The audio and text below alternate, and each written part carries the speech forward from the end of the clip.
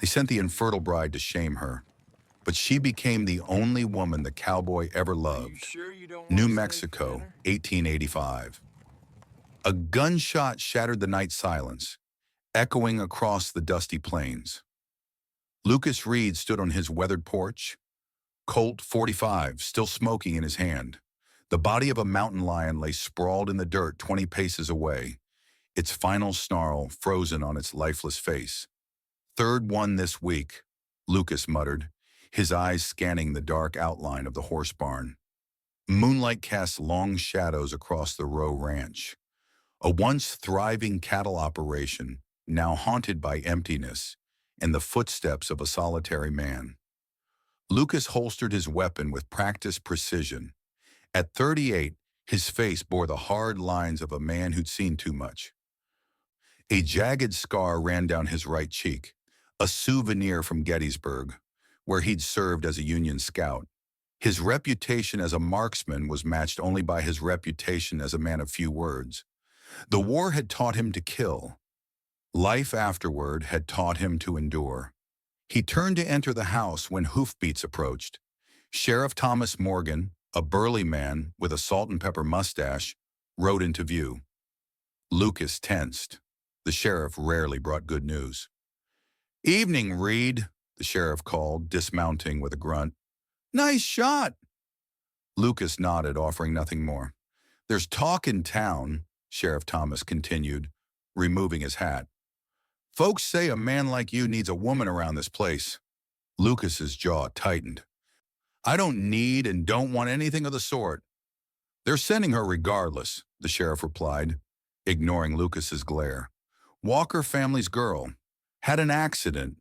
Doctor says she can't bear children." He paused, gauging Lucas's reaction. "They say she has nowhere else to go. She'll work, keep house. No children, no complications." Lucas turned away, looking out across his land. 300 acres of hard-fought territory. "This isn't a charity house." "No," the sheriff agreed. "It's a lonely one." 3 days later, the stagecoach arrived in a cloud of red dust. Lucas watched from the porch, expression unreadable, as a young woman stepped down without assistance. Emma Walker stood straight back despite the journey, her simple blue dress dusty from travel. 20 years old with chestnut hair pulled back severely, she carried one small bag, as if she no longer owned anything worth the burden of carrying. Her eyes met his, tired but defiant. Not broken, not yet. Lucas led her inside without a word, gesturing to the kitchen. "Your place is here," he said finally, voice rough from disuse. "I don't need conversation, don't need comfort. You tend your business, I'll tend mine." Emma set down her bag, turning to face him fully. "I am not discarded goods, Mr. Reed," she said, her voice surprisingly steady. "I'm here because I have no choice, not to endure more contempt." Something flickered in Lucas's eyes, surprise perhaps, before hardening again. He gave a curt nod and left her standing alone in what would become her domain. That night, Emma lay awake in the small back bedroom, listening to the unfamiliar sounds of the ranch. 6 months ago, she'd been engaged to Carter James, son of the town banker. Her future had seemed assured until a spooked horse threw her, causing a fall that took her unborn child and, according to the doctor, her ability to ever bear another. Carter had left that same night. No letter, no goodbye, just whispers afterward that rippled through town like poison. "She's barren, dead field. No man wants a woman who can't give him sons." Her father stopped looking her in the eye. Her brothers pretended she'd already moved away. Her mother made the final decision, words cutting like knives. "He doesn't want children, just someone to cook and clean. You'll suit him fine." Dawn broke harsh and early on the Rowe Ranch. Emma quickly discovered the water pump outside refused to yield despite her efforts. The stove smoked when lit. The red clay dust clung to laundry like a curse. She heard the ranch hands whispering when they thought she couldn't hear. "That's the one who can't have kids. Poor Mr. Reed, married to a dry field. She didn't cry. She wouldn't give them the satisfaction. On the third night, as darkness fell, riders appeared on the horizon, 6 men with bandanas covering their faces. The Blackwater Gang, notorious for terrorizing ranches across the territory. Emma was kneading bread when Lucas burst through the door, rifle in hand. "Stay inside," he ordered, eyes alert with a focus she hadn't seen before. He positioned himself by the window, rifle aimed at the approaching men. When they came within range, Lucas fired a warning shot that kicked up dust at the lead rider's horse. The gang pulled up short, their leader calling out, "Just passing through, Reed. No need for hospitality." "Pass through, faster," Lucas replied, chambering another round with an ominous click. The gang turned away, but not before their leader shouted, "This ain't over, Reed." Emma watched the entire exchange, then calmly walked to the cabinet, removed a shotgun, checked it was loaded, and took position at the second window. Lucas stared at her, surprise evident on his face. "I grew up with 3 brothers," she said simply, not lowering the weapon until the riders disappeared into the darkness. The next morning, after struggling with the water pump for an hour, Emma found a folded piece of paper wedged under the handle, written in a blocky hand, "Turn the valve left, then pump." No signature, but it needed none. She turned the valve. Water gushed forth, cold and clean. That night, Emma baked cornbread and left a piece wrapped in cloth near Lucas's chair. By morning, it was gone. Later that day, she noticed the broken porch step that had caught her hem daily had been replaced with new wood. Neither spoke of these exchanges, but something shifted between them, a silent rhythm, a whisper between 2 people who did not yet know how to speak. 6 weeks later, Carter James rode on to the Rowe Ranch with 2 hired guns. His expensive suit and polished boots stood in stark contrast to the working ranch. Lucas emerged from the barn, wiping his hands on a rag, instantly alert to the tension in the air. "I've come to reclaim what's mine," Carter announced, eyes fixed on the house, where Emma stood in the doorway. His handsome face twisted with arrogance. Lucas moved to block his view, hand resting on his holstered Colt. "She's not property to reclaim." Carter's laugh was ugly. "A woman who can't fulfill her purpose? She's less than property." His hand moved to his own weapon. "Step aside, Reed. This doesn't concern you." "You're on my land, threatening my wife," Lucas replied, voice dangerously quiet. "It concerns me." For a tense moment, death hung in the balance. Then Carter backed down, eyes narrowed. "This isn't over," he said, wheeling his horse around. "A barren woman and a man who can't protect his family. You deserve each other." After they left, Emma approached Lucas, hands trembling slightly. "He won't stop," she said. Lucas turned to her, something new in his gaze. "Neither will I." By then, Emma had transformed the old storage barn into a makeshift schoolhouse. 5 children from neighboring ranches came each morning after chores, barefoot and eager. Lucas had initially objected, "This isn't a school." But after watching Emma connect with children who had once feared her, he crafted a new chalkboard and repaired the leaky roof without comment. News traveled fast in the territory. When the Blackwater Gang raided the Henderson Ranch 10 miles south, killing the owner and kidnapping his 16-year-old daughter, Sheriff Thomas gathered a posse. Lucas, for the first time in years, took down his old Army carbine from above the fireplace. Before leaving, he found Emma in the kitchen. "If I don't return," he said awkwardly, "the ranch is yours." Emma looked up, eyes steady. "You'll return?" The posse tracked the gang into Apache territory where few white men dared venture. Lucas's scouting skills from the war proved invaluable as he led them to the outlaws' camp under cover of darkness. The ensuing gunfight was swift and merciless. Lucas took down 3 men with precision shooting that left the sheriff staring in silent respect. But Frank Blackwater, the gang's leader, escaped in the chaos. When Lucas returned to the ranch 3 days later, he found signs of struggle. Emma was bandaging a gash on her arm, a shotgun leaning against the table. "Carter came back while you were gone," she explained, not looking up from her task. "He brought another man. They didn't expect me to be armed." She finally raised her eyes. "One of them won't be riding for a while." Lucas surprised himself by smiling, the first genuine smile in years. "You don't need me to protect you." "No," she agreed, "but I'm glad you're back nonetheless." That night, Sheriff Thomas rode in with alarming news. Frank Blackwater had sworn vengeance against Lucas Reed and anyone associated with him. Worse, Carter James had been seen meeting with the outlaw, their conversation intense and secretive. 3 days later, little Sally Henderson from the neighboring ranch fell ill with a raging fever. With no doctor within 50 miles, Emma took charge, using herbal knowledge passed down from her mother.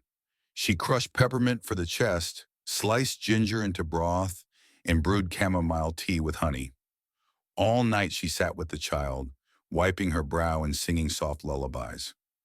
Lucas watched from the doorway, seeing not a barren woman, but a natural mother whose capacity to nurture transcended biology.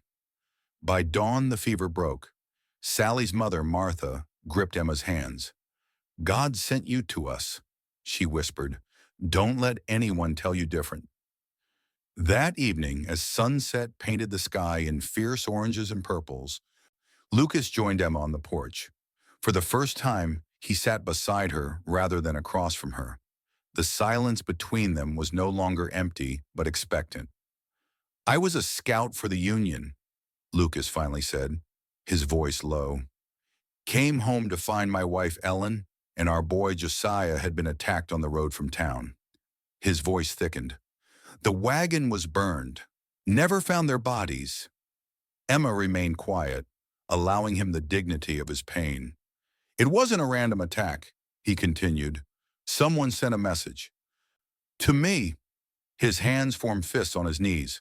"I hung up my guns after that, swore I'd never draw blood again, but some oaths can't be kept in this land." Emma's voice was soft when she spoke. "I was to marry Carter James last spring. Everyone said I was fortunate. The banker's son, my future secure." Her bitter laugh held no humor. "Then I fell from a horse during a storm. Lost the baby before I knew I carried it. The doctor said the damage might be permanent." She looked at her hands. "Carter called off the wedding that night, told everyone I was broken." "A dry field," they said. "No use in her now." Lucas's jaw clenched, but he didn't interrupt. "I haven't been looked at as a woman since," she finished. Lucas was silent for a long moment before speaking. "Some men measure worth by what can be taken," he said finally. "They understand nothing of true value." 2 days later, Lucas discovered evidence linking the Blackwater gang to the attack on his family years before. Deeper investigation revealed Carter James had connections to the outlaws dating back even further. The pieces began to fit together. Those he trusted may have betrayed him in the most devastating way possible. The annual Fall Harvest Festival brought the entire community to town. Emma walked beside Lucas, her dress simple but clean, her hair in a loose braid. Children from nearby farms tugged at her skirts, excited to show her their handiwork. The whispers followed them like shadows. "She's the one who can't have children. Poor Reed married a dry field." When a drunk townsman made a crude remark about Emma's condition, Lucas surprised everyone, including himself, by not reaching for his gun. Instead, he stood tall, voice carrying across the suddenly quiet gathering. "A real man respects a woman for her quality of character, not for what she can or cannot birth." Emma's students performed a poem they'd written about their teacher, not just for teaching them letters, but for teaching them courage. Lucas stood beside Emma with unconcealed pride as the children recited, "We're the ones left behind, in fields of sweat, in sun that blinds. But words we learn and hope we grow from roots of women you don't know. Though barren they say her womb may be, her heart gave life to kids like me. The crowd fell silent, even the gossips. The moment broke when Carter James appeared with Frank Blackwater at his side. Touching performance, Carter sneered, his new bride, visibly pregnant, clinging to his arm like a trophy. But it doesn't change nature's truth about damaged goods. Lucas stepped forward, but before he could speak, Sheriff Thomas intervened. This isn't the place, gentlemen. I'll be waiting at the Row Ranch if you're man enough to come, Lucas said quietly, eyes locked on Carter's. But come prepared to meet your maker. After the confrontation, Martha Henderson approached Emma. My boy never spoke more than a word till he met you, she said, squeezing Emma's hand. You teach letters, but you teach something else too. My girl looks at you like you hung the moon. On their way home, Lucas guided Emma to a small rise where a wooden cross stood, weathered by years of sun and wind. No name, no date, just a faded pink ribbon tied around it. I come here when the silence gets too loud, he explained, hands in his pockets. My wife and son, we never found them. This felt more right than an empty casket in town. Emma remained silent, understanding the sacred nature of this confidence. I used to talk to them, he continued, voice barely audible. Tell them about the cattle, the drought, how I was still breathing despite everything. He looked at her directly. But I stopped coming after you arrived. Why? She asked. Because I didn't feel alone anymore. From his pocket, Lucas withdrew a small silver ring, tarnished with age, etched with a pattern of vines. This was my mother's, he said simply. I'm not asking for children or promises. I'm telling you, Emma Walker, that I choose you, not because I need someone to cook or clean, but for who you are and what you brought back to this place. Emma took the ring, closing her fingers gently around it.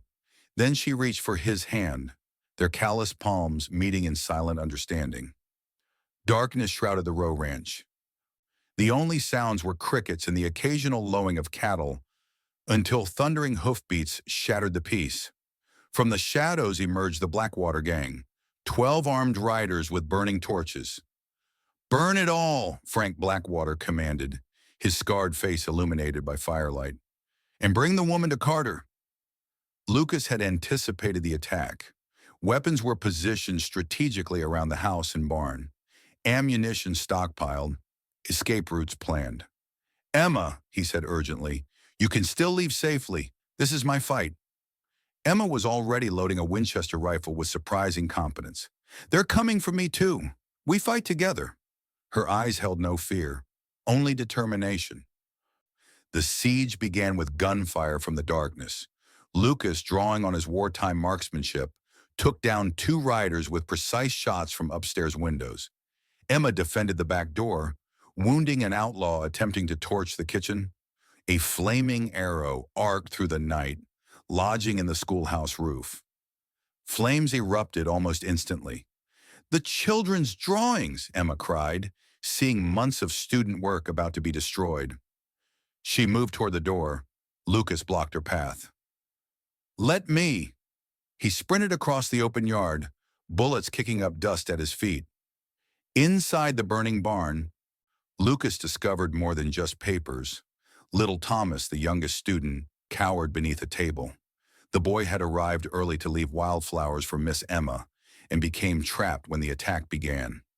Lucas wrapped Thomas in his coat, shielding him from the flames. As they reached the back exit, a burning beam crashed down. With lightning reflexes, Lucas shoved the boy to safety, but his own leg became pinned under the flaming timber. Without hesitation, Emma rushed into the inferno. Together, they freed Lucas's leg and staggered out as the roof collapsed behind them. Lucas, face blackened with soot, whispered, "Why risk your life like that?" Emma's reply was simple, "Because you taught me what courage means." Sheriff Thomas arrived with townsmen surrounding what remained of the gang. Carter James was captured alive, But Frank Blackwater fell to Lucas's bullet in a final standoff. Mortally wounded, Blackwater made a deathbed confession. Carter James had hired him to attack Lucas's family years ago, part of a scheme to acquire the valuable Reed property. Carter wanted the Rowe Ranch and was willing to eliminate anyone standing between him and the resource-rich land. The most shocking revelation came last.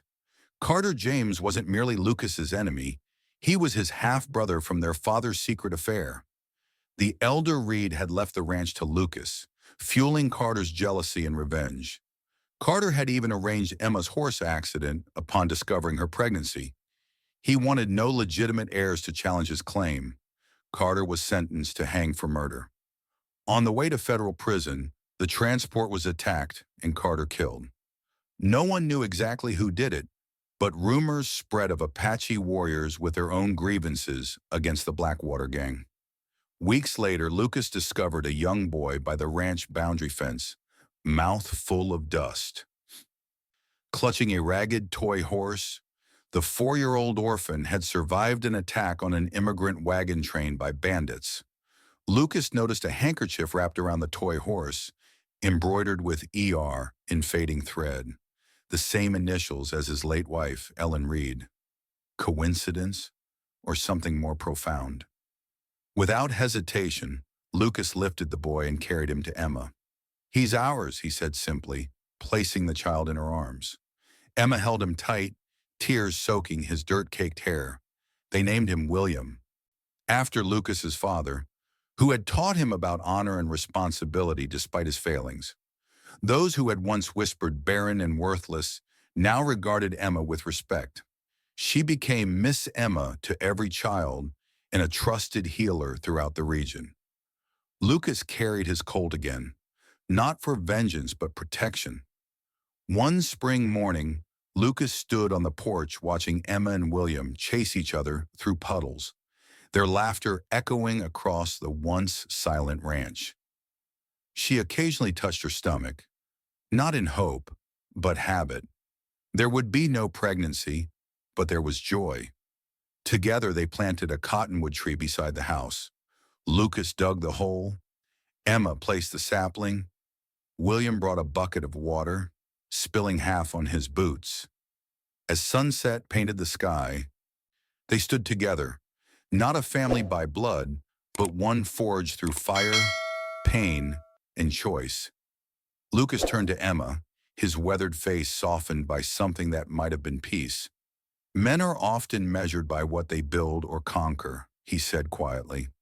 "But I believe a man's true worth lies in what he's willing to protect and what he'll fight to keep." In years to come, that cottonwood would grow tall, its white blossoms whispering against the wind, petals falling like snow in summer. People would travel miles to rest beneath it, not for its shade, but for what it represented. That no storm, no fire, no cruel word could define a woman's worth. That love did not always follow bloodlines. And that a family stitched together by courage could bloom even in the harshest conditions, just as Emma Walker had.